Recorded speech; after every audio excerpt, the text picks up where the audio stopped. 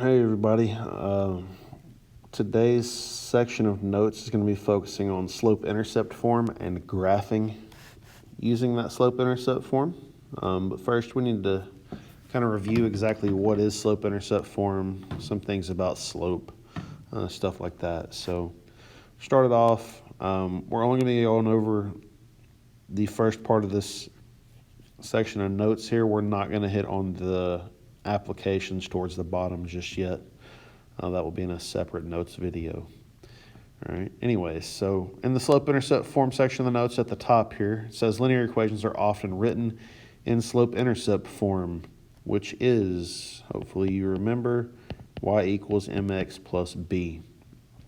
Or you can also write it out in function notation where you use a f of x instead of a y. But everything else remains the same. Remember, for purposes of working problems out and stuff, that f of x is the same thing as y. Just gives the problem a function name, lets you know it is a function. And then in parentheses at the bottom, it tells us the m is the slope, which you'll also hear referred to as rise over run. And then it says the b is the y-intercept, which you will hear me refer to as a starting point for purposes of graphing. The next box, things about the slope.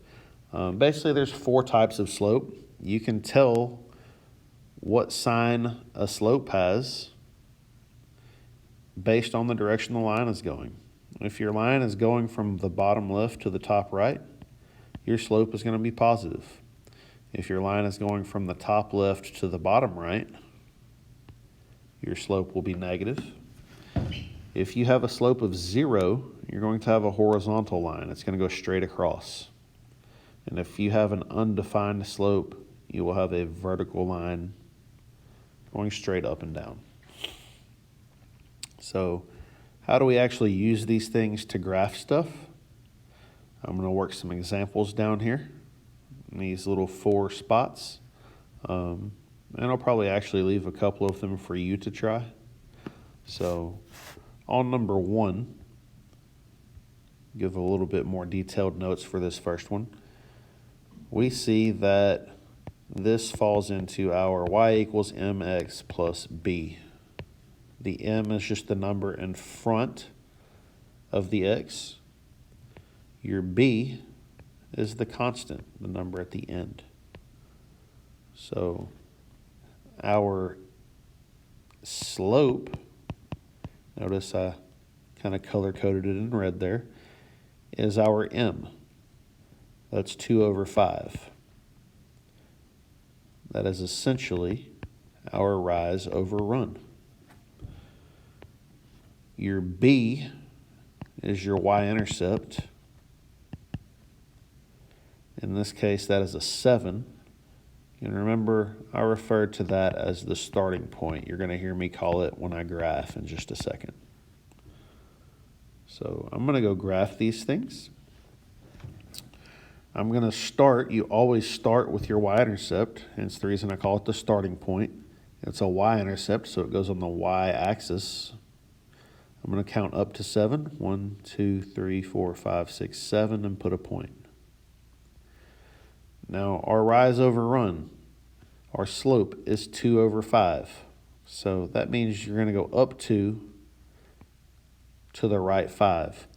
However, if you look at this graph, from my 7, I don't have room to go up 2. I only have room to go up 1. So I can reverse both those directions, and instead I can go down 2 and to the left 5. It will keep that a positive slope because both those are negative movements. 2 negatives makes a positive. So you're going to see me go down 2 and to the left 5 instead of up 2 and to the right 5, which I'm going to do here. Down 2, left 5. 1, 2, 3, 4, 5. Put a point. And that's all I'm going to do here because I don't have room to go left 5 again. So I'm just going to connect my 2 points with a line. Go through the next example a little quicker. We will do number 3. So a little different from usual. I'll do the odds, let you take care of the evens. This one, you'll notice, is not in the y equals format. It's not in that slope-intercept form. You have to rearrange it to get it in that form. To do that, we're just going to move the x to the other side. That's going to leave me 3y equals a negative x and a negative 15.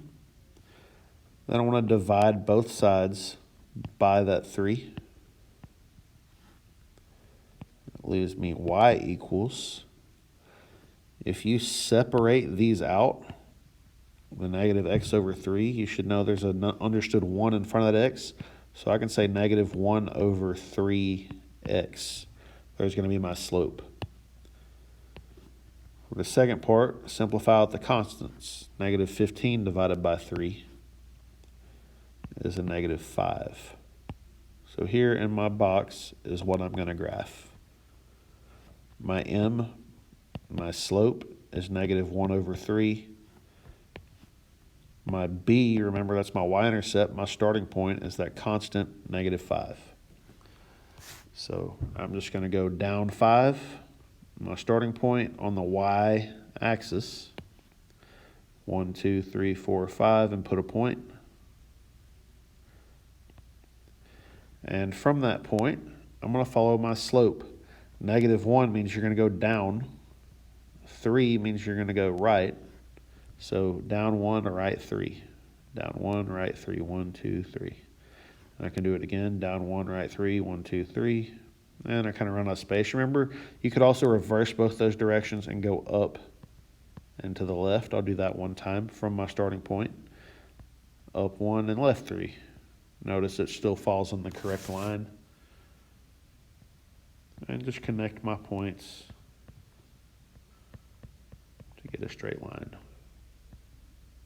Straight as I can draw anyway.